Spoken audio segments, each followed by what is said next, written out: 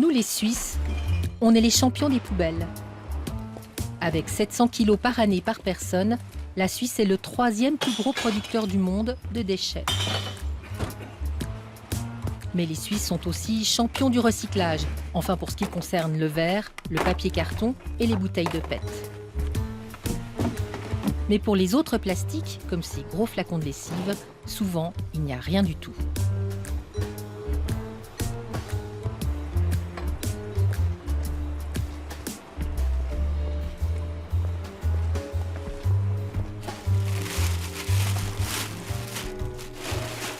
Les Suisses produisent beaucoup de déchets plastiques.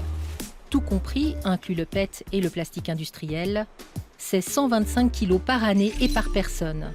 Un tiers sont juste des emballages.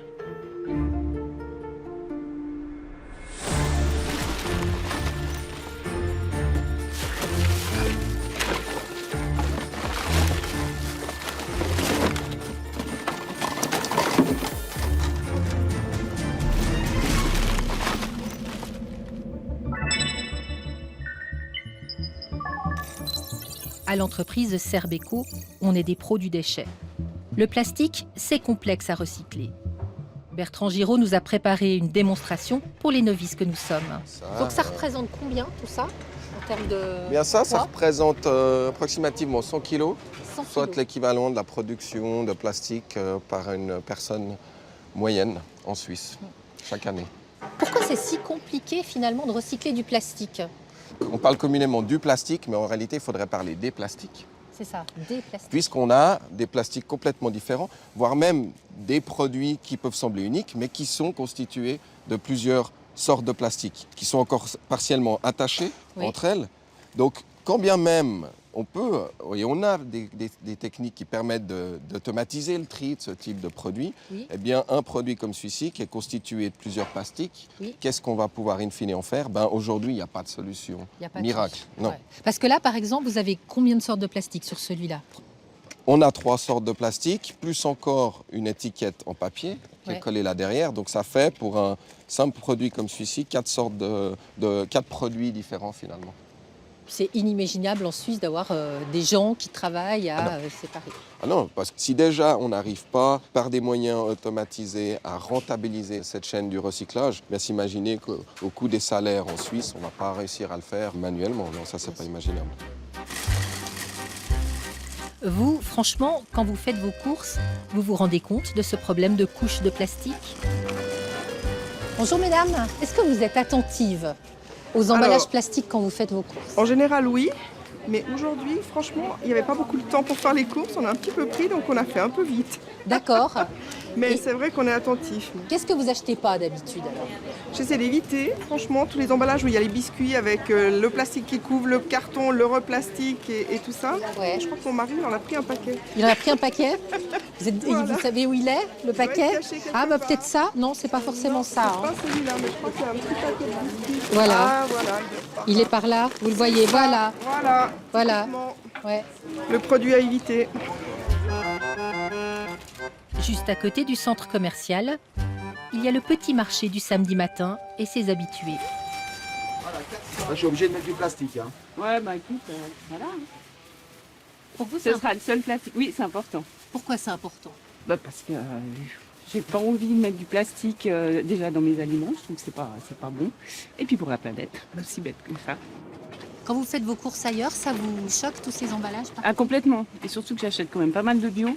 Et je vois que la plupart du bio est emballé dans du plastique. Et ça, c'est un truc que je comprends pas. On l'a beaucoup entendu cette phrase. Greenpeace Suisse a interpellé fin 2018 les supermarchés en Suisse sur leur usage du plastique. Leur rapport est sans appel. Les détaillants alimentaires en Suisse, comme Migros, Coop, Aldi, ils jouent un rôle important dans cette crise du plastique, dans cette crise du déchet. Beaucoup de produits qu'ils vendent ou qu'ils produisent eux-mêmes et qu'ils proposent à la vente finissent en déchets plastiques. Lorsqu'on leur demande précisément combien de plastique d'emballage ils utilisent, on n'obtient aucune réponse. C'est une absence de transparence absolue. On ne voit pas de volonté de résoudre le problème, pas non plus d'objectif afin de réduire leurs emballages plastiques. On s'est dit qu'à nous, ils allaient quand même nous parler.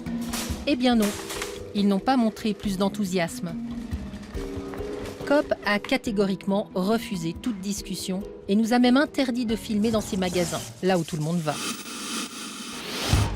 Quant à Migros, à la place d'une interview, on nous a envoyés au bord du lac de Zurich, au Konsumententagung, la journée des consommateurs. Quelle chance, elle abordait justement le thème du plastique. Mais comme on nous connaît, on nous attend de pied ferme. Les règles du jeu vous sont connues? Quelles règles du jeu? Vous voudriez faire une interview avec le directeur? Oui, si c'est possible. Ce n'est pas possible. Il doit partir tout de suite. Aucune chance? Oui, aucune chance. Pendant toute cette journée Migros, le public apprend comment le géant orange affronte la crise du plastique.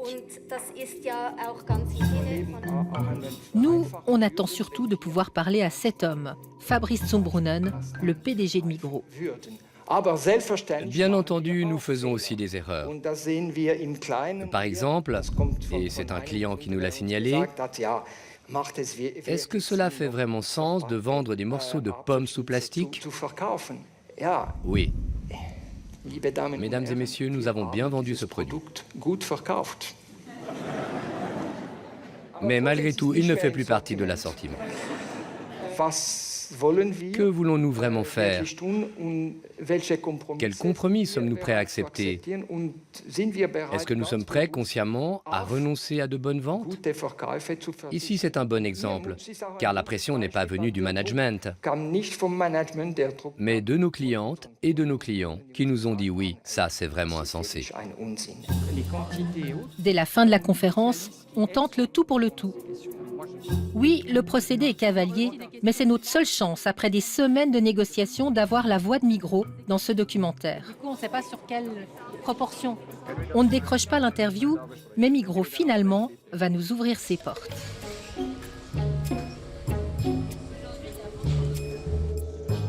Celui qui mène la visite, c'est Tristan Serre, le bouillant porte-parole de Migros. Monsieur Serre, là, On lui a donné du boulot, ne serait-ce que pour articuler enfin le chiffre mystérieux de combien de tonnes de plastique Migros utilise par année pour emballer ses propres produits. Il a fallu faire tout un calcul pratiquement philosophique pour savoir comment est-ce qu'on pouvait définir la masse d'emballage générale par rapport à la masse d'emballage de plastique. Migros a besoin de 20 000 tonnes de plastique pour pouvoir emballer les articles qu'elle produit elle-même. 20 000 tonnes. Ce chiffre est intéressant car Migros a annoncé fièrement en 2018 avoir réduit de 270 tonnes ses plastiques d'emballage. Dans sa com, le géant orange s'est amusé à convertir ces tonnes en poids éléphants. Du coup, 20 000 tonnes, c'est 4 000 éléphants.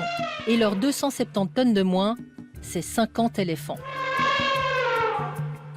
Le temps de faire ce raisonnement éléphantesque, le porte-parole revient des rayons avec un autre exemple. Ça, c'est justement l'avantage d'avoir sa propre industrie. Et ça, c'est des emballages qui sont faits, ou c'est des produits qui sont emballés à écu blanc. Donc on a travaillé sur un emballage en se disant, non seulement on veut économiser du plastique, mais en plus on veut permettre aux clients de pouvoir en recycler la plus grande part. Ça a été une certaine prouesse technique parce que ici vous avez un extrêmement léger film plastique qui est soutenu, dont la structure est soutenue par du carton. C'est que le client, et c'est ça la prouesse, il va pouvoir détacher le film plastique, il va devoir le mettre à la poubelle, c'est évident. Et puis par contre, la plus grande masse de l'emballage, c'est du carton qu'il va pouvoir recycler. Allons vers le rayon bio qui est souvent discuté par les clients. Ouais. Le bio, comme on devait le séparer du non bio, on l'a emballé dans du plastique. Parce que c'était la meilleure façon pour notamment le protéger parce qu'il est plus sensible. Et puis parce que le client qui veut acheter du bio, il ne veut pas que ce soit mélangé avec du non bio parce qu'il veut vraiment du bio. Depuis le début de l'année, on a commencé à déballer ou déshabiller. On est maintenant à un certain nombre de fruits et légumes avec une étiquette. Vous voyez celui-là, il est emballé. Pourquoi vous en avez qui sont emballés d'autres pas? Parce qu'il y a toute une filière qui a besoin de pouvoir se transformer. Si on parle des fruits et légumes, on est vraiment là, on est dans un partenariat direct avec les producteurs. Donc c'est clair que non, nous, on ne va pas leur imposer un système qui va les mettre dans une difficulté. Mais le pire en termes de plastique, c'est c'est sans aucun doute le takeaway. Alors moi, ce que je voulais voir avec vous, c'était surtout ça. Très bien. Ça ou bien ça, vous voyez. Ça, c'est le numéro 1. Ouais. Regardez celui-là. Non, c'est Celui-là, le même, vous avez... Non, c'est un autre. Regardez, vous avez les croûtons dans un plastique, la sauce dans un plastique, la petite fourchette avec le... Tout est emballé séparément dans des plastiques. Et c'est un très gros emballage pour une toute petite salade. Alors, ce qui est important de savoir, c'est qu'on a réduit de 50% l'emballage sur cet article-là, par exemple, comme l'ensemble des autres articles. Donc, il était Ça veut 50% dire plus lourd ou plus gros avant? il y avait 50% de plus de matière plastique neuve. Donc, la même taille, le même poids, mais fabriqué avec 50% de plastique recyclé. Bel effort, mais en résumé, ça reste du plastique. Vite acheté, vite consommé et tout aussi vite jeté. Le client le sait bien, il n'y a pas 36 solutions. La seule solution qu'il faut, en fait, c'est de l'enlever. Sinon, on ne peut rien faire autrement. Sinon, enlever et enlever. Bon. Est-ce que pour vous, c'est le consommateur ou le supermarché ou le commerçant qui doit faire un effort? Les deux. En principe, si le consommateur fait un effort, on veut bien forcer le marché, mais bon, il y a des réalités, quoi. On est obligé de suivre un petit peu ce qui est proposé. Si je vous montre ça, qu'est-ce que vous en pensez? C'est stupide, on pourrait avoir autre chose du plastique, là. Et puis bien souvent, le papier suffirait, hein. Je pense un papier un peu costaud, peut-être, mais du papier qui se recycle. Minidose et Suisse, vous devinez, on est allé solliciter Nestlé.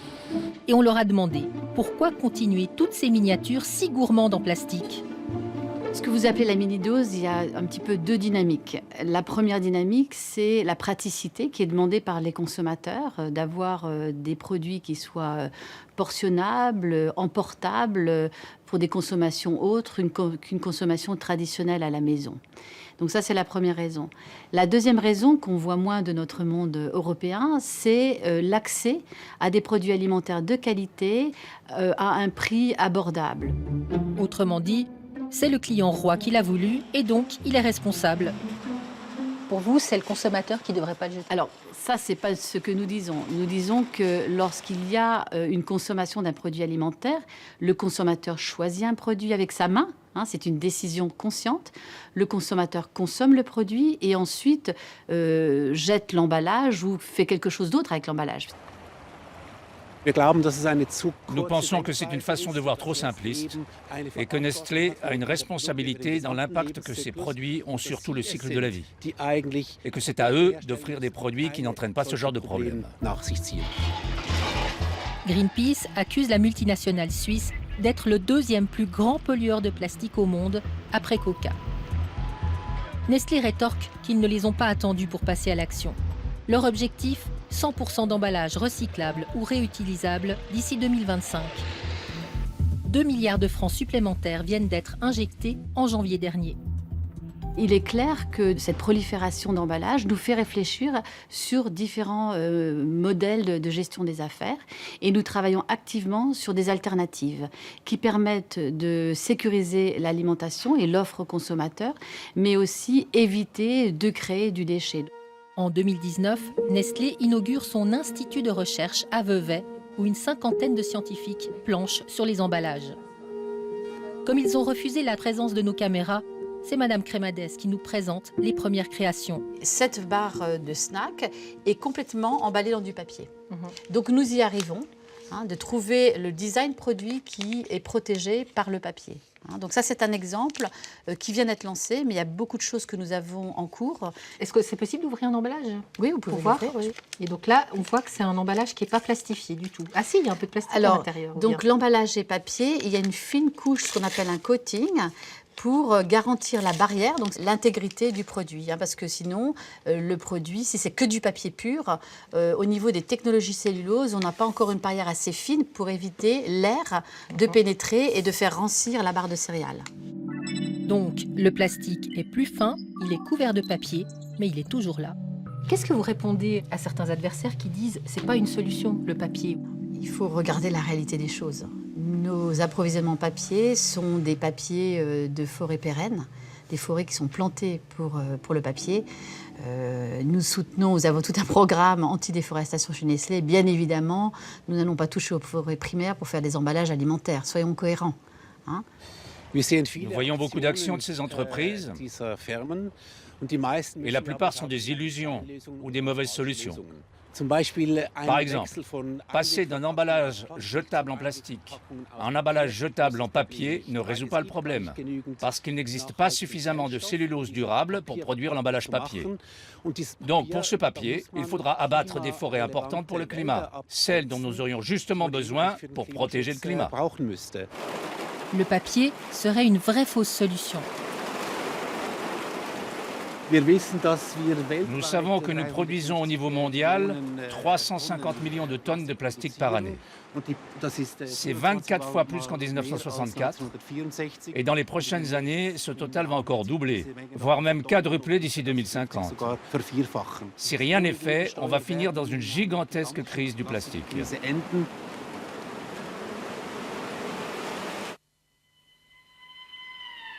Le problème avec le plastique, c'est qu'il est fantastique. Dès les années 50, on est complètement addict. Alors même en posant les bonnes questions, c'est sûr, ça rend emphatique. Ce plastique que l'on accuse de tous les maux et qui poursuit imperturbablement une superbe carrière industrielle. Ce plastique omniprésent, si facile à mouler. Léger, souple, incassable. Produit miracle de la pétrochimie et des macromolécules. Emballage miracle des grandes surfaces de vente de notre temps. Malodorant lorsqu'on le brûle, difficile à réutiliser, nocif parfois, polluant. Cette fameuse bouteille est-elle vraiment au-dessus de tout soupçon? Qu'est-ce que vous pensez de la bouteille de plastique? La bouteille de plastique, c'est bien parce que c'est léger, mais c'est un inconvénient pour la destruction. C'est que ça ne se casse pas quand on le transporte. Et puis l'inconvénient, c'est pour, au point de vue emballage, difficile à détruire. Je préfère la bouteille en plastique. On la jette, c'est fini. C'est pas lourd. C'est pas lourd. On peut bien y jeter à la poubelle, il n'y a pas de problème. Eh bien, près de 50 ans plus tard, c'est pas beaucoup mieux. En Suisse, seuls 8% des plastiques sont recyclés.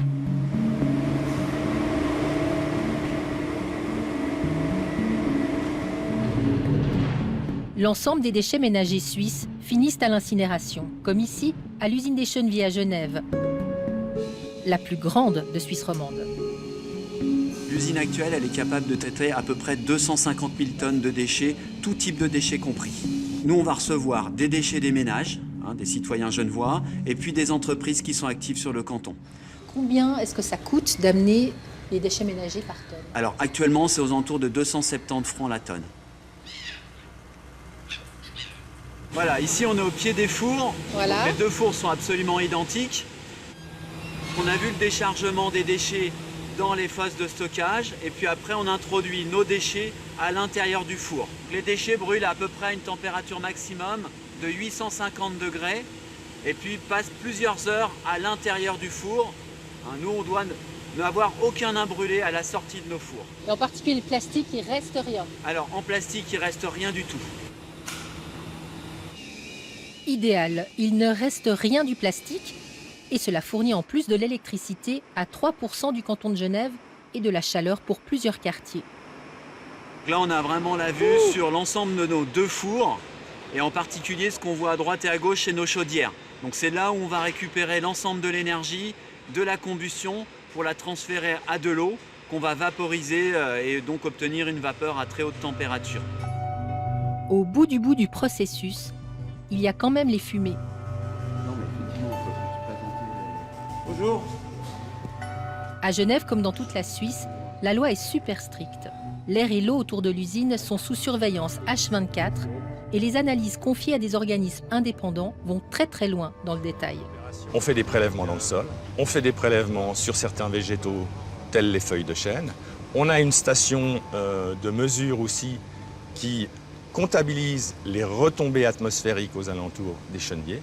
Et puis on utilise encore d'autres études de bioindicateurs. Qu'est-ce que vous répondez aux défenseurs de l'environnement qui disent que l'incinération, au niveau CO2, c'est une catastrophe? Alors, je pense que l'incinération, c'est absolument pas une catastrophe dans la mesure où c'est extrêmement bien maîtrisé. Si des filières de recyclage sont trouvées, mises en place, il faudra somme toute s'assurer qu'elles soient environnementalement respectueuses tout de même, qu'elles n'émettent pas plus de CO2 que l'incinération aujourd'hui, parce qu'aujourd'hui, il faut rappeler que c'est une solution de proximité qui valorise de l'énergie et puis qui en plus chauffe et alimente en électricité des dizaines de milliers de personnes à Genève. Ce qui flambe dans ces usines, ce sont nos sacs poubelles, mais aussi des déchets industriels. Et ça, c'est du lourd.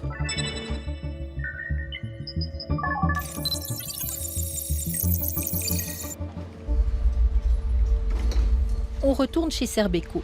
Eux, l'industriel, c'est leur vraie mission. Ils trient pour recycler les déchets qui ont encore une valeur, dont certains plastiques en gros.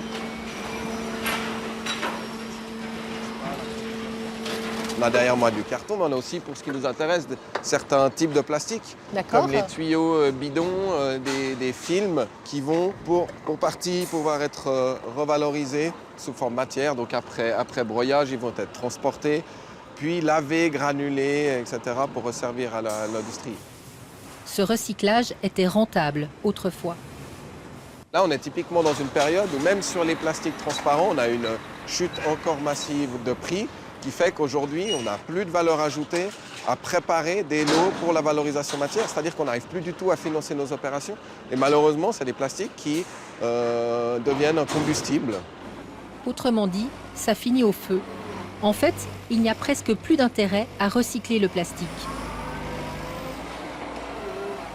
Si on parle des plastiques transparents, on a pu vendre jusqu'à plusieurs centaines de francs la tonne. Et puis aujourd'hui, c'est quelques dizaines de francs la tonne si on arrive à trouver un repreneur. 10 fois moins cher. Une chute de prix magistrale et brutale, mais qui s'explique. La Chine importait par cargo plus de 50% des déchets plastiques du monde entier pour le recycler et utiliser les résidus comme combustible, avant de tout stopper net en 2018. Un choc planétaire. Depuis, les déchets plastiques s'accumulent. L'offre est tellement pléthorique que tout le marché s'est effondré. Sans débouchés, produire du recyclé devient plus cher que produire du plastique neuf.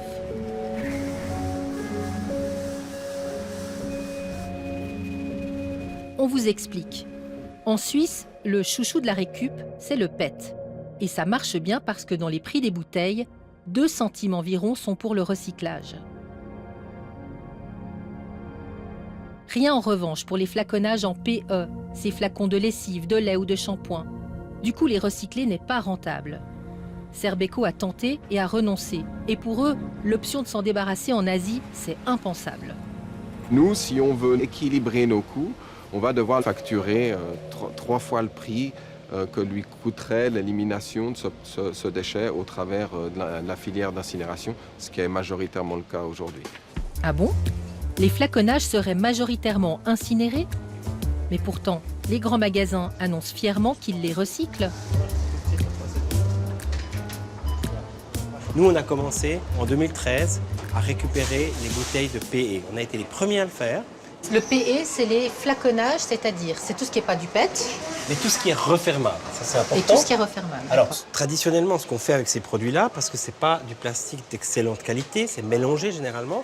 Donc jusqu'à présent, ça servait à faire des gaines, de câbles, à faire des tuyaux, à faire des choses. On en voit beaucoup aussi dans le bâtiment. C'est ce plastique un peu gris, moche, qui n'est pas forcément très glamour.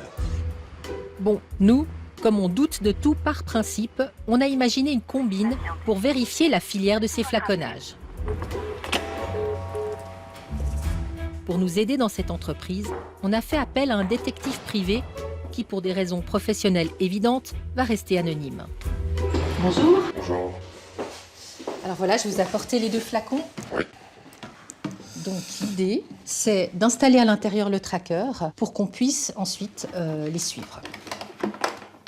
Si on écrase le flacon un petit peu, ça... Pour autant qu'il ne soit pas compressé, sous plusieurs tonnes de pression, ça devrait avancer. On a collé le dispositif au fond du flaconnage. D'accord, donc ça c'est maintenant résistant. Là maintenant c'est résistant. Un GPS va permettre de géolocaliser les flacons. C'est hyper précis. À chaque fois qu'ils bougent, ils envoient un signal. On va juste le refermer et vous pouvez repartir avec. Parfait. Nous apportons, mine de rien, les 2 flacons au centre commercial de Meyrin. La géolocalisation fonctionne. Premier signal à 11h46 pour le flacon Migros et à 11h50 pour le flacon Coop. La seule usine en Suisse romande qui prend en charge les flaconnages, c'est RC Plast à Grandson. C'est essentiellement des bidons de lessive, hein. Il y a beaucoup de... Là, on observe, il y a des bidons de lessive, il y a des bouteilles de lait, des bouteilles de shampoing qui méritent vraiment d'être valorisées à nouveau en matière. Tous ces flaconnages sont le fruit des efforts de collecte des Romans. L'usine est toute jeune. Elle est née en 2016. À sa tête, Xavier Prudhomme. Pour gagner de la place, on va le mettre en balle. Et là, donc, on va le presser, ce qui va nous permettre dans une seule balle d'avoir à peu près 300 à 400 kilos. Donc de manière à pouvoir gagner de la place et de pouvoir le trier ultérieurement. Ici, tout est dernier cri. Et surtout 7 machines de tri optique qui séparent les polymères par la lumière. En plus simple, elles repèrent les différentes sortes de plastique et les soufflent dans des cases différentes. Un procédé hyper rapide.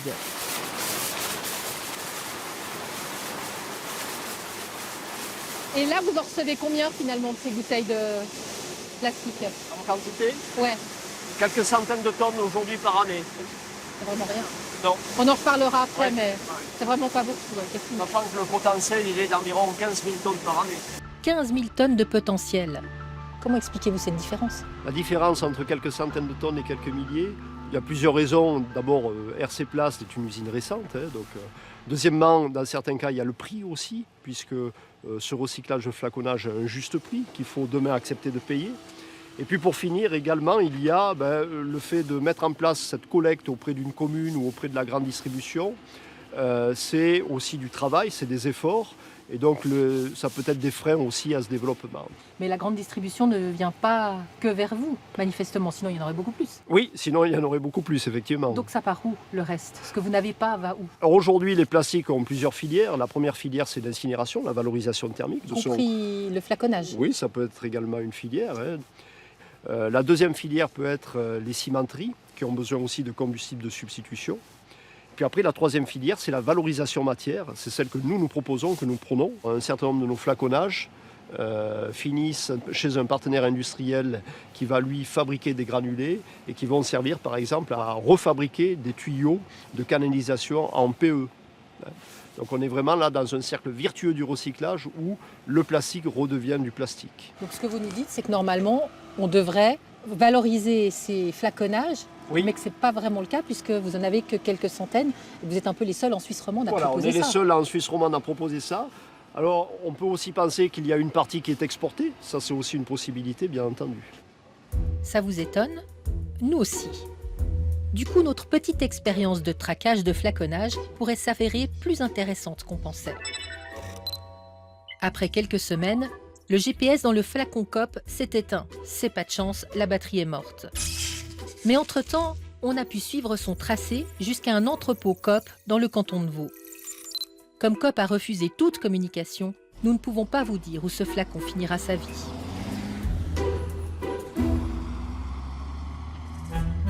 Pour Migros, le flacon est parti de Meyrin pour atterrir au dépôt de Migros Carouge à Genève.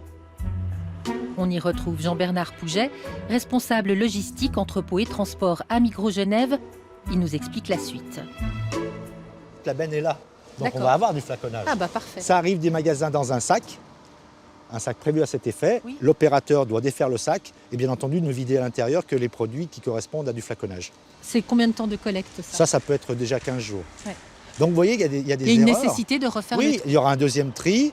Moi, je pense, non, je pense pas, je suis convaincu qu'effectivement, quand ça va partir chez notre opérateur SRS Global Service, eux, je suis convaincu qu'ils font déjà un pré-tri, et quand ça arrive à Grandson, c'est la totalité du tri.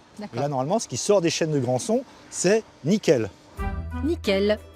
Effectivement, notre flacon s'est déplacé jusqu'à l'entreprise SRS Global Service, partenaire intermédiaire de Migros.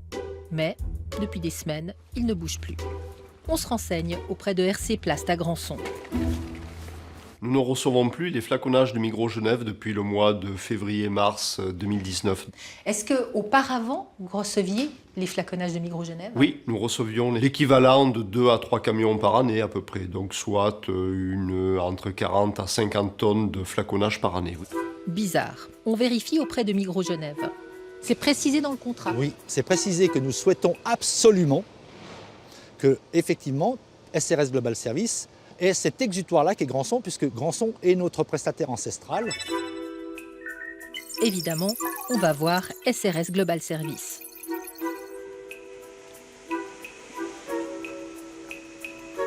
On va où, là? Le flaconnage Migros, vous l'envoyez où? RC Plast. Comment se fait-il que depuis mars 2019, ils n'aient rien reçu du tout, d'après nos informations? Alors, on était dans la mise en service industrielle de l'outil Sortera. Donc il y a d'autres sites, d'autres tonnages qui ont été mis en balle et puis qui sont partis effectivement peut-être sur d'autres sites de valorisation. Vous n'avez pas compris? Eh bien nous non plus. Mais à force d'insister, on apprend qu'ils ont confié les flaconnages à une autre entreprise. Il faut qu'on sache qui c'est alors l'entrepreneur, parce qu'il faut qu'on vérifie. Ouais, très bien. C'est qui? La question est délicate et c'est le chargé de communication qui prend le relais. Ça va vous redonner les noms. On va vous faire une liste avec des prestataires avec qui on travaille.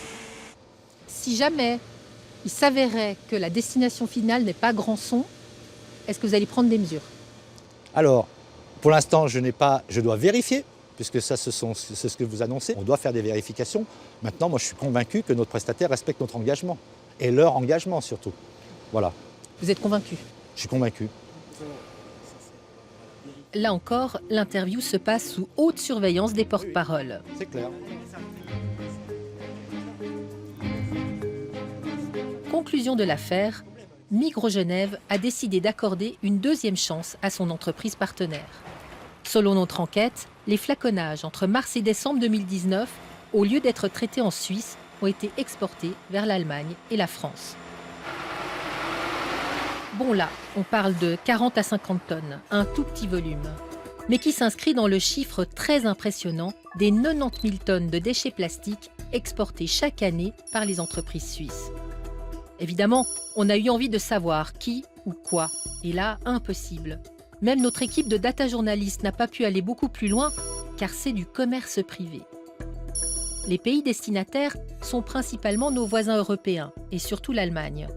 Encore une curiosité, les douanes allemandes n'annoncent pas les mêmes chiffres que les autorités suisses, mais là encore, personne n'a pu nous l'expliquer.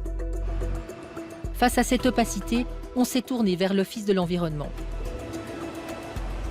Pourquoi finalement nous avons besoin d'exporter ces fameux 90 000 tonnes? Pourquoi est-ce qu'on n'arrive pas à les traiter en Suisse? La raison, c'est qu'en Suisse, le marché est relativement petit, même si nous produisons beaucoup de déchets.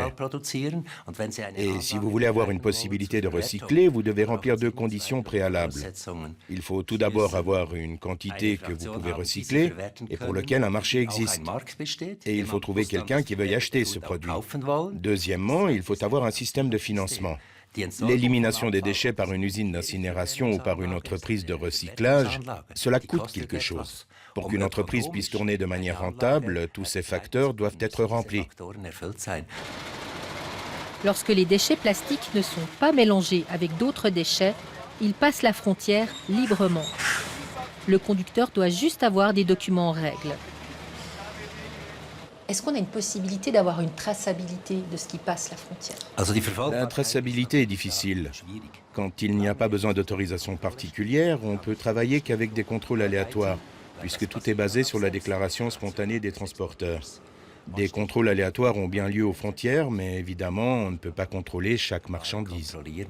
Est-ce qu'un déchet plastique qui traverse une frontière et qui est pris en charge par une usine allemande, par exemple, est-ce qu'ensuite, ce qui va être le déchet qui ressort de cette usine allemande, est-ce que c'est toujours considéré comme un déchet suisse ou est-ce que ça devient un déchet allemand? Avec l'exportation, cela deviendra un déchet allemand. S'il s'agit d'une exportation légale, c'est un déchet allemand. Si c'est une exportation illégale, alors cela reste un déchet qui provient de la Suisse. Et là, nous devons faire un retour. L'État va intervenir et faire revenir ces déchets en Suisse, ou va les prendre en charge pour les éliminer. Donc, le résidu d'un déchet plastique suisse exporté légalement en Allemagne devient allemand. Or, l'Allemagne exporte massivement des déchets plastiques vers les pays d'Asie du Sud-Est, notamment l'Indonésie. C'est fou, mais les expédier là-bas coûte moins cher que les éliminer chez nous. Et c'est ce que font tous les pays développés.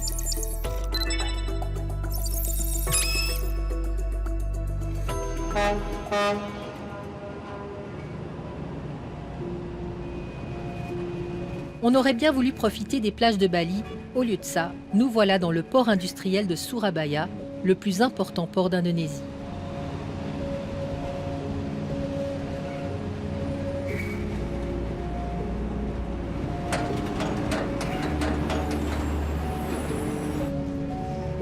C'est ici que les bateaux arrivent?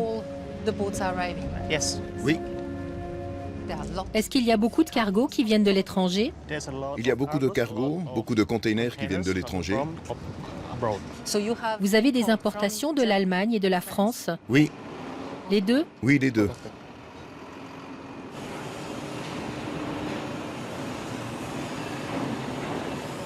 En Indonésie, la loi est claire. L'importation de déchets plastiques est interdite, mais pas celle de vieux papiers. Il y a 4 ans, le gouvernement indonésien a même facilité l'entrée des vieux papiers en éliminant les contrôles systématiques aux douanes. Résultat, la contrebande de déchets plastiques planqués dans les vieux papiers a explosé.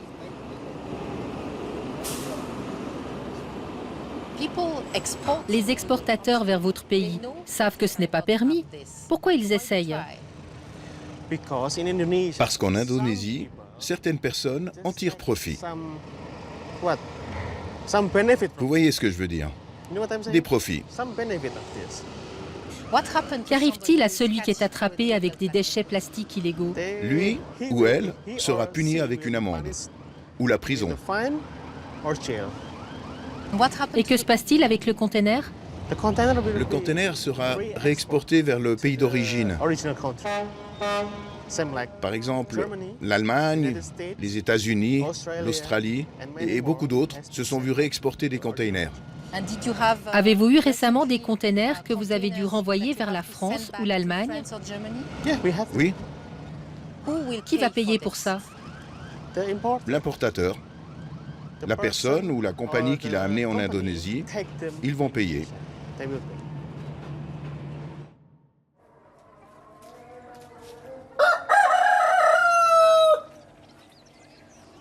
UK, iki apa iki? 90 Warple Road, Wimbledon, London, Canada. Priggy est un lanceur d'alerte. Il est l'un des pionniers dans son pays à avoir dénoncé l'importation des déchets plastiques venant du monde entier. USA. Alendo Remos en Espagnol. Espagnol mana Espagnol? Espagnol. Fouiller les déchets, c'est une vraie leçon de géographie. France. Perrier.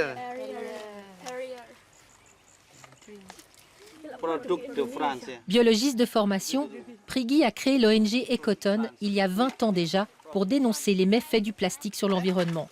Son combat aujourd'hui, accumuler des preuves sur le trafic de déchets plastiques importés. Il a lui-même acheté un camion de ces déchets plastiques tirés des containers de vieux papier qui arrivent au port de Surabaya et il l'a déversé dans son jardin.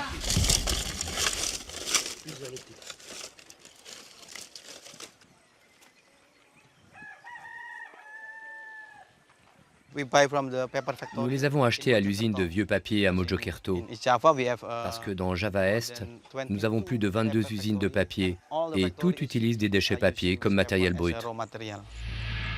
L'an dernier, il a filmé les balles de vieux papier importés stockées dans les usines.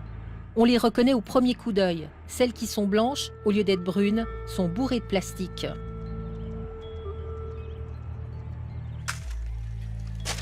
Nous avons découvert que le papier qui arrive à Java Est est contaminé à plus de 40% par du plastique. Parfois, on trouve même ça. Oh, diapers. Des couches. Des couches, des sous-vêtements, des couches pour adultes. Ekoton a pu filmer en caméra cachée tout le processus à l'intérieur des usines de papier. Des Indonésiens séparent grossièrement le papier des déchets plastiques. Ils sont ensuite chargés sur des camions et emmenés dans les villages alentours.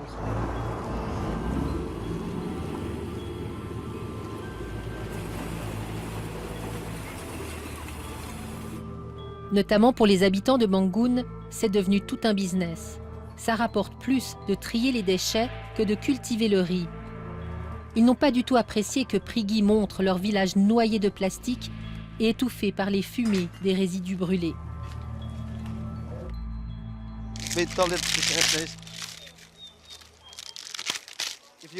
Si tu veux le recycler, tu dois enlever celui-là et celui-là. C'est ce que les gens font ici. Oui, pour recycler, ils séparent en 3 parties.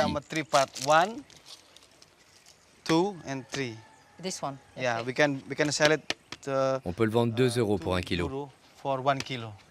Ce qui est un bon prix. Oui, c'est un bon prix pour les gens d'ici. La qualité du plastique est meilleure qu'en Indonésie.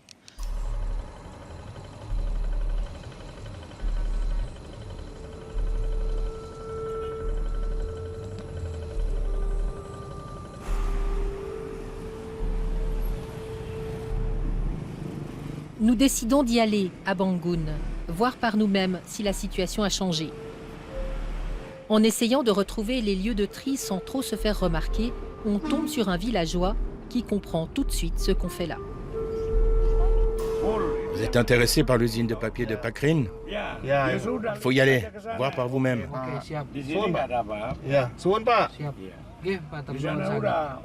En tant qu'habitant d'ici, je peux rien faire. Même des parlementaires de Jakarta sont venus et ils ne peuvent rien faire. Même la gouverneure est venue. Ça ne sert à rien. En fait, son café est collé à l'usine de papier de Pakrin. Il nous emmène voir.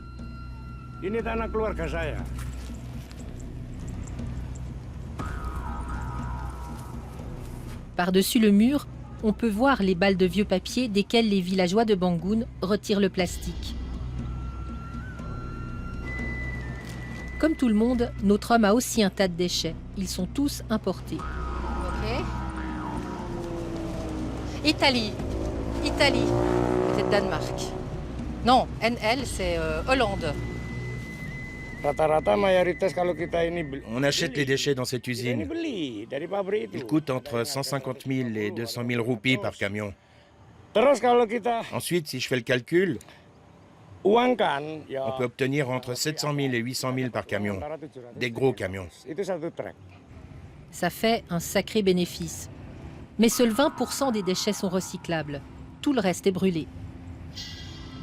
Mais tout ça, c'était avant ou ça se passe encore aujourd'hui à Bangun? Toujours. Si vous avez envie de vérifier, allez-y. Je ne mens pas. Si vous voulez y faire un tour, allez-y avec mon frère tout à l'heure. Évidemment, on saute sur l'occasion. Le frère n'est pas rassuré. On risque de se faire agresser. On a l'interdiction de s'arrêter. Hé, arrêtez, c'est interdit de filmer. Les gens d'ici sont comme ça, on leur a appris à être comme ça. C'est la mafia qui leur a dit de faire comme ça. C'est pour ça que les médias n'osent plus venir ici. Continuez de rouler, ne vous arrêtez surtout pas, c'est tout droit. La combine est très maligne. L'usine de Pakrin jette ses déchets, elle les remet au chef du village et lui reçoit de l'argent. Il donne les déchets à la population qui va les vendre. Personne ne pense aux effets sur l'environnement. Les tas de plastique contaminent la terre et les fumées des résidus brûlés à l'air libre sont extrêmement toxiques. Là, c'est l'école primaire, c'est là où sont les petits-enfants. Et juste là-bas, ils brûlent les déchets. Il y a combien de mètres de distance entre les deux?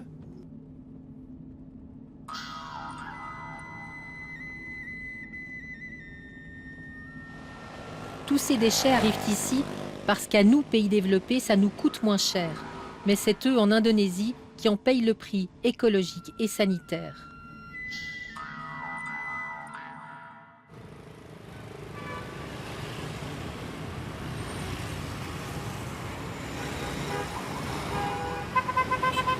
Le ministère de l'Environnement à Jakarta n'était pas pressé de nous recevoir. On a dû longuement insister. Finalement, c'est M. Tahar qui est désigné pour nous répondre. Nous sommes très stricts sur cette question. C'est le président qui dirige en personne les réunions du cabinet des ministres. Il leur donne l'instruction d'être fermes afin de trouver des solutions à ce problème. D'ailleurs, en comptant jusqu'à décembre dernier, nous avons renvoyé dans leur pays d'origine 883 containers. Monsieur Tahar nous a envoyé cette vidéo pour que l'on se rende compte de l'action du gouvernement indonésien. Lors de cette inspection surprise en janvier dernier au port de Jakarta, 70 containers de vieux papier pleins de déchets plastiques ont été saisis. Nous avons enquêté sur plusieurs compagnies à cause de cela. Est-ce qu'elles sont punies? Oui. Combien ont été punis?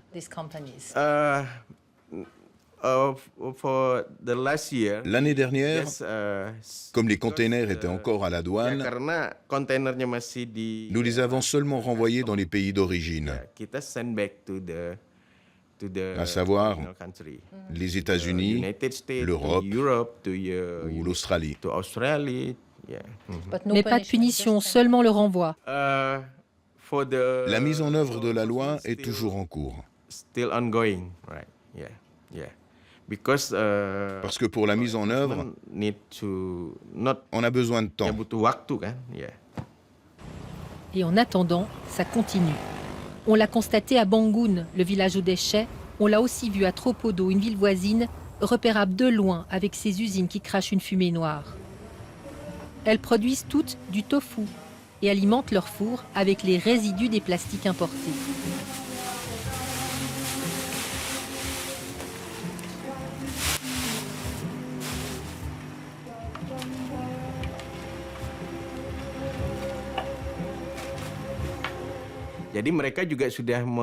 Fin novembre 2019, tous les fabricants de tofu ont annoncé qu'ils allaient changer de combustible,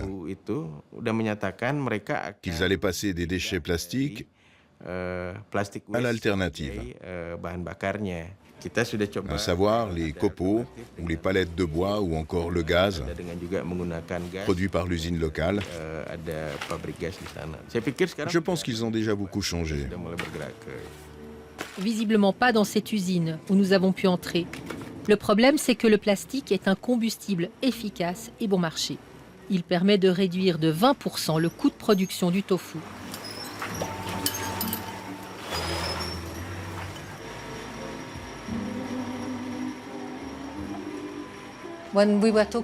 En discutant avec les villageois et les ONG, on nous dit que ça continue comme avant. On va vérifier. C'est une question d'argent. Cela concerne la cupidité. Certains ne veulent pas que leur business soit compromis par d'autres. Je pense que c'est très dangereux parce que le gouvernement est silencieux. Ils sont complices. Comme c'est illégal, le gouvernement pourrait mettre les importateurs en prison. Nous avons beaucoup de preuves, mais pas un seul importateur n'est allé en prison parce qu'il a agi illégalement. L'impact de la pollution des déchets plastiques sur l'air et sur l'eau est massif. La rivière de la région est gravement affectée. elle qui sert d'eau potable à 5 millions de personnes. L'an dernier, nous avons analysé les poissons. Nous avons pêché 100 poissons et 80% sont contaminés par des microplastiques. Je vis près de la rivière. Je ne veux pas que mes filles, mes petits-enfants ne puissent pas jouer dans cette rivière. Nous voulons offrir la garantie que cette rivière est propre, afin que les gens puissent utiliser cette ressource naturelle.